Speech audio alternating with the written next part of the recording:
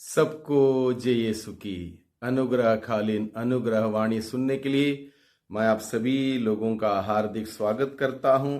आज मार्च की 13 तारीख है, शुक्रवार का दिन है और आज के दिन में हम सबों के लिए मनन चिंतन करने के लिए विषय दिया है संत मार्कुस के द्वारा रचित सुसमाचार अध्याय 12 पद संख्या 28 से 34 का प्रसंग है। इस प्रसंग में हम लोग देखते हैं एक शास्त्री जो शास्त्र को जानने वाला ईसा की परीक्षा लेना चाहता है कि ईसा शास्त्र के बारे में कितना कुछ जानते हैं कितना नहीं जानते हैं। इस बात को लेके वो एक सवाल लेके आता है परीक्षा लेने के लिए, ईसा को फंसाने के लिए, क्योंकि शास्त्री फरीसी अन्य लोगों की धारणा ये थी कि वे लोग अधिक अधिक प्रभावशाली हैं, समाज में अधिक शास्त्र जानने वाले हैं, अधिक पवित्रता का जीवन जीने वाले हैं, अधिक धार्मिक क्रियाकलाप करने वाले हैं। इसलिए वो प्रभु यीशु को, एक धार्मिक गुरु को फंसाने के उद्देश्य से इस सवाल को लेकर आते हैं कि समस्त संहिता में सबसे बड़ी आज्ञा कौन सी है। क्या प्रभु यीशु मसीह इस बात को जानते हैं? नहीं जानते हैं, क्योंकि उन दिनों में बहुत सारी आदेश और आज्ञाएं थी ईश्वर की जिनको मनुष्य को पालन करना पड़ता था एक सुंदर जीवन बिताने के लिए। और लगभग कहते हैं 617 नियम या आदेश, ईश्वर के आदेश या धार्मिक क्रियाकलाप इंसान को पालन करना था। इसलिए शास्त्री संभवतः ये सोचता है कि प्रभु शायद नहीं बता पाएंगे 617 में से सबसे पहला कौन सा है, दूसरा कौन सा, तीसरा कौन सा, शायद ये नहीं बता पाएंगे। इसलिए ये सवाल लेकर आता है संहिता में सबसे पहली आज्ञा कौन सी है। और ईसा ने उत्तर देते हुए क्या कहा?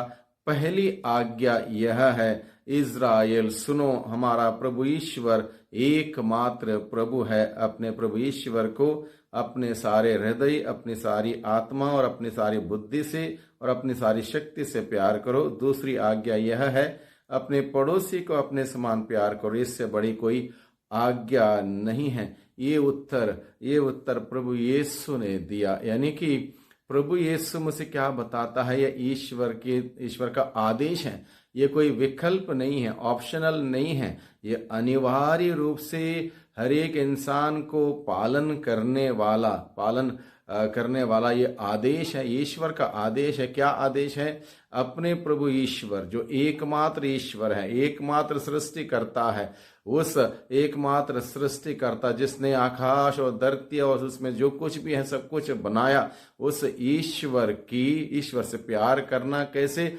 पूरे दिल से, पूरे मन से, पूरे आत्मा से, पूरे शक्ति से उस ईश्वर से प्यार करना ये आदेश है। ये कोई विकल्प नहीं है, ऑप्शनल नहीं है, ये एक कमांड है और इसको पालन करना बहुत ही जरूरी है। पहला आदेश है और सबसे ऊपर, सभी आदेशों में से सबसे ऊपर ये आदेश है। दूसरा आदेश प्रभु बताता इसी के सदृश, अपने पड़ोसी को अपने समान प्यार करना। ये दो बातें बहुत ही महत्वपूर्ण बातें 40 के इस अवधि में हम सबों के लिए मनन चिंतन करने के लिए, इसकी गहराई पर जाने के लिए और इस गहराई पर जाते हुए गहराई का जीवन जीने के लिए ईश्वर से अपने पूरे दिल से, मन से, आत्मा से, शक्ति से प्यार करते हुए, अपने पड़ोसी को अपने समान प्यार करते हुए जीने के लिए ये बुलावा है और ये बहुत ही जरूरी है, आवश्यक है। अब इतने बड़े लक्ष्य जब हमारे सम्मुख रखा है, ईश्वर से प्यार करना, वो भी दिल से, मन से, आत्मा से, शक्ति से, कैसे करें? कहाँ इसकी शुरुआत है? इसका शुरुआत दूसरी आज्ञा के अंतिम भाग में लिखा गया है, अपने पड़ोसी को अपने समान प्यार करो। यानी कि सबसे पहला कदम होगा स्वयं से प्यार करें, स्वयं के बारे में सकारात्मक सोच विचार रखें, सकारात्मक कार्य करें।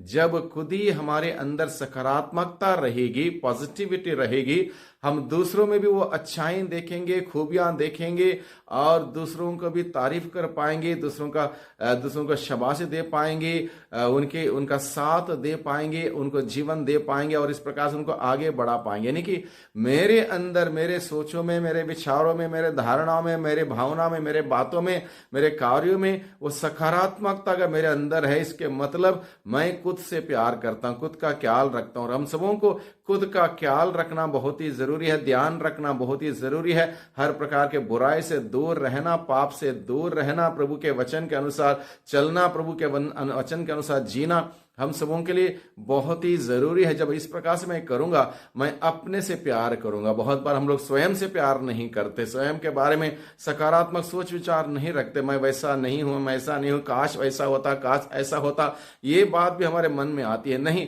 ईश्वर ने जैसा भी मुझे बनाया, बहुत सुंदर बनाया, बहुत अच्छा बनाया, बहुत ही सारे खूबियों से भर दिया। अलग अलग लोगों को अलग अलग प्रकार की खूबियां दी और मुझे भी ईश्वर ने वो खूबियां दी। इस प्रकार से सकारात्मक सोच विचार रखें, तब जाके हम दूसरों में वो सकारात्मकता देख पाए, दूसरों में वो पॉजिटिविटी देख पाए, दूसरों को अप्रिशिएट कर पाए। और ऐसा जीवन जब हम बिताएंगे, दूसरों को प्यार देंगे, दूसरों को क्षमा देंगे, मोहब्बत देंगे, शांति क्षमा से जिएंगे, और जो देते हैं वही हमें मिलता है। इस प्रकार से जब आदान प्रदान होगा, अच्छी बातों के साथ, अच्छे व्यवहार के साथ, अच्छे आदान प्रदान के साथ, वहां पर पॉजिटिव एनर्जी दुगनी हो जाएगी।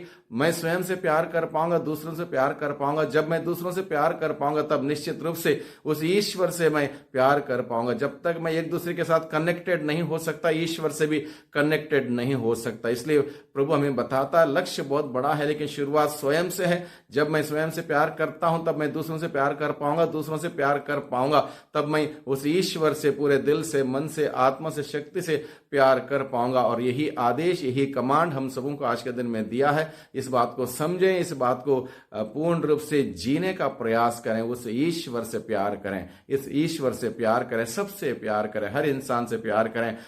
असिसी के संत फ्रांसिस ने सबसे प्यार किया, हर चीज से, हर वस्तु से, प्रकृति से सबसे प्यार किया। वही बुलावा हम सबों को आज के दिन में दिया जाता है, क्योंकि हम सभी उसी पिता के संतान हैं। पिता ने जो कुछ भी बनाया उन सबसे प्यार करते हुए इस दुनिया में जहां हम रहते हैं, जहां जीते हैं, जहां कार्य करते हैं, शांति का वातावरण फैलाएं, और वहां पर एक प्रकार की सकारात्मकता की एक ऊर्जा हमेशा बनी रहेगी, और वहां पर जीना अच्छा लगेगा। इस प्रकार का जीवन जीने के लिए प्रभु हम सबों को अपने वचनों के द्वारा आज के दिन में बुलाता है।